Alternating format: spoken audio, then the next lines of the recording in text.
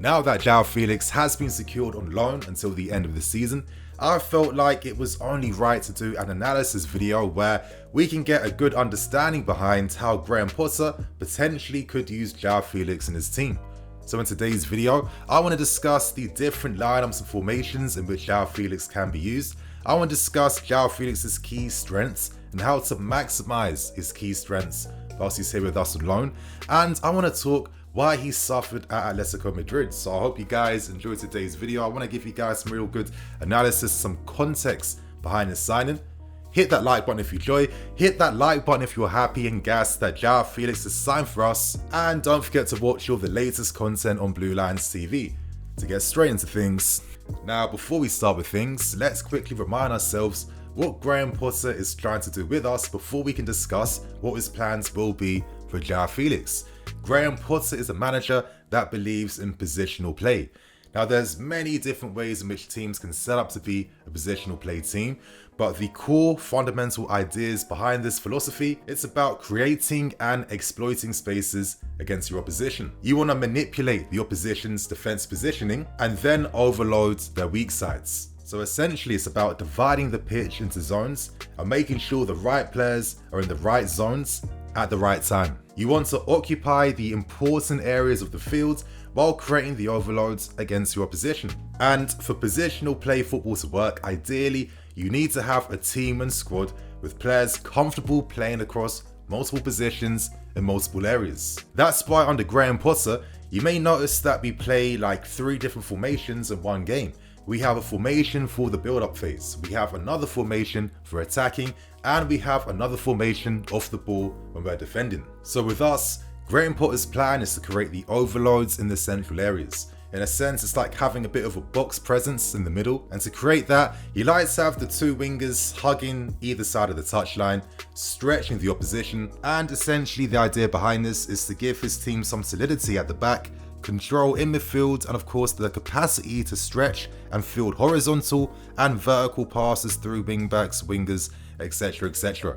And that's how he wants to create his overload. So now that we've reminded ourselves what Graham Potter is trying to do, how exactly does Joao Felix fit into these plans? And what exactly can he bring? Now for me, Joao Felix is a positional style player. He's a player that can operate and be effective in many zones and areas across the field, and he's important in all aspects of the offensive phase. Of course, looking at his stats again very quickly as I showed in today's News Daily video, you can see that in terms of his progressive carries and progressive actions, how he uses his dribbling style as well too, this is how he helps influence his team's attack. Now I think the best comparison I can make is that he is like a Neymar style player where you let them have the left channel in your team and give them that license and freedom to express himself and be involved in all offensive aspects. Now I'm going to use Tactical Pad to explore these ideas even more.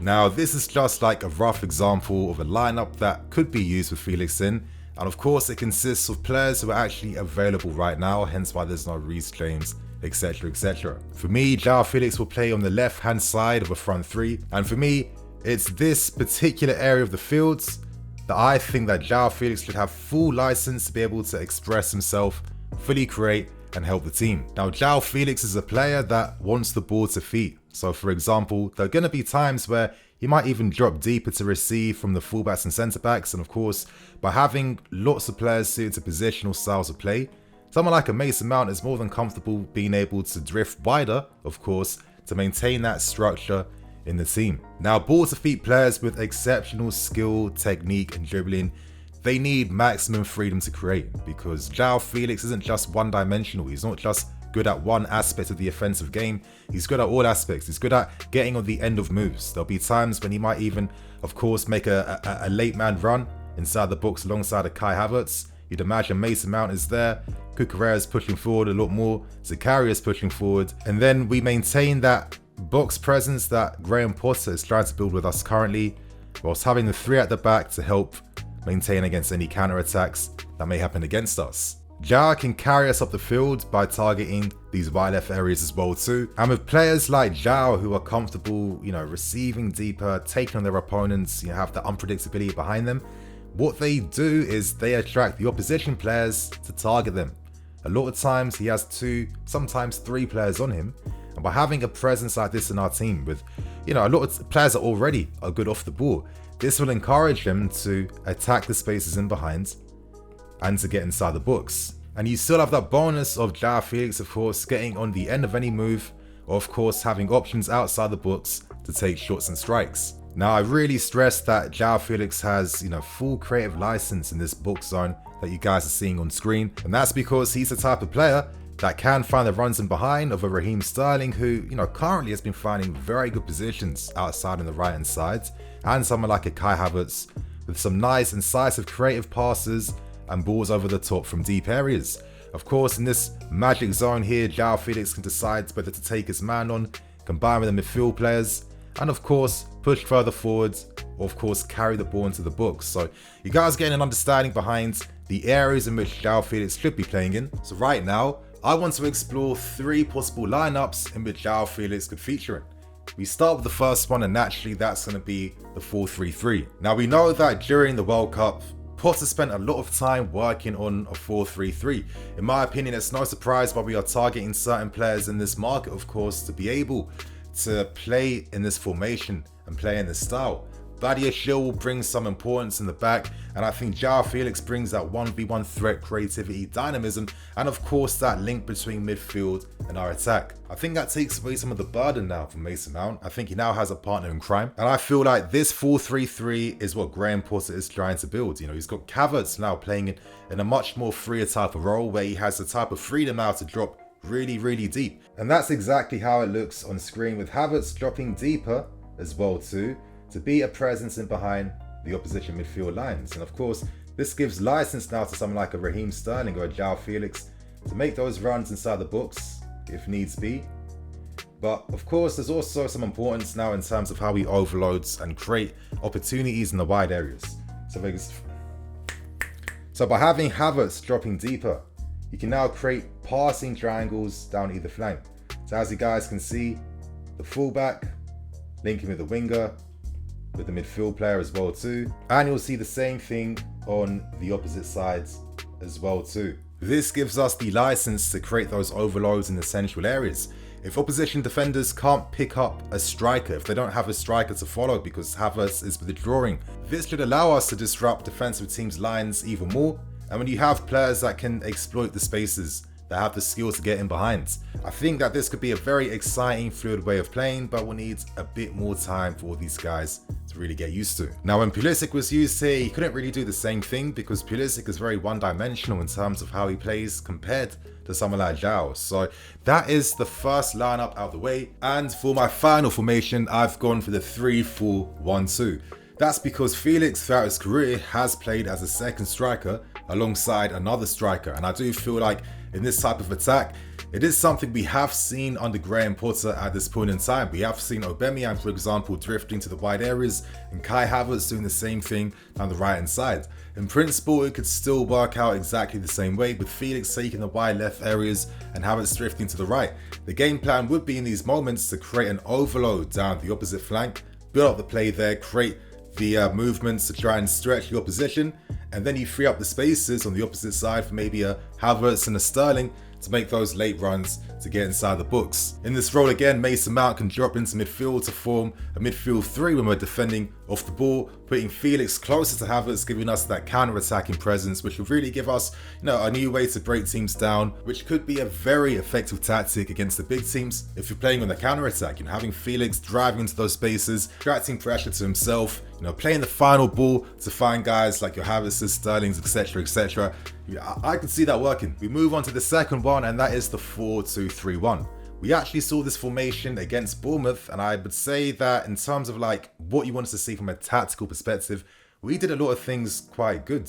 We have the 2 pivot guys to help with the build-up and to give protection in front of the defence, as well as support to the attacking players from behind as well too. And actually, Felix playing more like an attacking mid-role, playing more inside the channels compared to receiving wides, of course, would have that license in the channels created for him to be able to really show what he's about. Of course, when you have Mason Mount playing in the central role, I'm not going to call it the number 10 role, I'm going to call it the central role. And that's because Mount has to be able to support the attack as well as drop into midfield to help create a 3-man midfield off the ball. I feel like Mount in this role could be key because he could be the guy that is constantly roaming between the lines, taking opposition players away from Joao Felix to free up space for Joao to really do what he does best. I feel like sometimes when we discuss players, we forget to apply the team game context onto what they have to do. And Mount is like a good glue to have in your team because he allows other players to also play better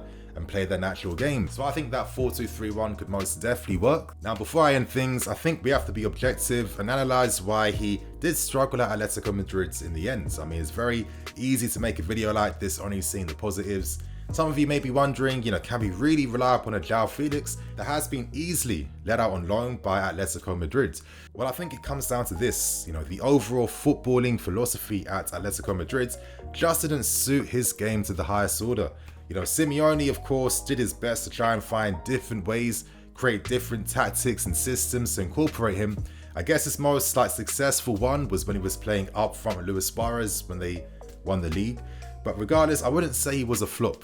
A lot of times he had injuries, and you're going to get injured if you're getting targeted as the only main attacking threat for Atletico Madrid. And there were always crucial times throughout a season where his form was absolutely on fire and he played pivotal parts to help push Atleti forwards. Of course, though, in the end, it was the footballing philosophy and culture which worked against the player. Atletico Madrid are a protective team. They are happy to push their lines all the way back, similar to something that Antonio Conte does. And when you're a player like Joao that is a ball-to-feet player that thrives on, touching the ball every few minutes, it makes it hard for you to mentally be in tune in the game when you can go large portions without receiving the ball or touching anything. And then when you do receive, you have no one to link up with alongside. You have 2-3 players you're up against, and you have to constantly carry the ball 40-50 yards every time you're receiving. Now, Joao Felix is a good player. He's shown that he can do that, but he won't go to the next level. He won't fulfill his potential if he's not allowed on the ball as much as possible. I mean, Joao Felix is really exceptional when it comes to finding spaces in behind and knowing the right position to take up to affect the opposition. And when you're finding them and your Atleti teammates aren't able to get the ball to you quickly enough in those areas or to even see where you are to begin with, that's going to affect even more of the qualities he can bring to the team. He improved slightly on things like his aptitude off the ball, defensive work, and put in that dirty work for the team. But it's not enough because the way Atleti play will just never give him the ball in good enough areas to really affect the opposition. And this is where we're different because we're not looking to push our lines 30 yards deeper. We want to push our lines 30 yards forward. We're going to have more of the ball, more possession in the opposition's half compared to how Atleti play. And this is where Joao Felix thrives, where he can regularly be involved in the game because he is important in all offensive aspects. Now let's keep things real. Of course, there's risk behind this loan move. I mean, he costs us £9.6 million, and there's a massive possibility that we may not even own the player at the end of this loan spell. It's an incredible risk. Will Joao Felix necessarily fix the Chelsea attack? No, but he can go a long way towards helping us fix our attacking issues. Our main issues come from our midfield. We don't have the right midfield to facilitate the right type of attacking football that we want to use to break teams down. We don't have an attacking identity. Thomas Tuchel struggled with this towards the end, and Graham Potter still hasn't found unique solutions to help us build some attacking identity in this team. It's been a thing that's been costing us for years, strikers and attacking players struggling to get their numbers up with goals and assists. In a sense, these are things that Joao Felix can relate to coming from Atletico Madrid. Of course, his relationship with Simeone really deteriorated in the end, and naturally that's bound to happen. When a player's not happy with how his career is going, how he's being used, how he's playing, naturally you start to show some dissent towards your manager, and then that clash of ideas, of course, that's where the arguments and the fights come from. In the end, Joao Felix had to leave, but he leaves Atletico Madrid quite frustrated by the fact that they had no key attacking identity of themselves to help push forward his career. There have been many recent players that Atleti have bought in the summer to help their attack, and they've all equally struggled. So that's proof alone that Joao Felix isn't here to solve everything. But regardless, this is an opportunity. It's an opportunity for us, a club that still has slight hopes that we can still make those Champions League spots. And most importantly, It's an opportunity for Joao Felix. It's an opportunity to get his career back on track. At nearly a total cost of £50 million to get this loan deal secured, it's a gamble, but it's an opportunity worth taking. So you guys, on that note, I'm Nini FC, this is BlueLionsTV. I'll catch you guys later with some more videos. Cool.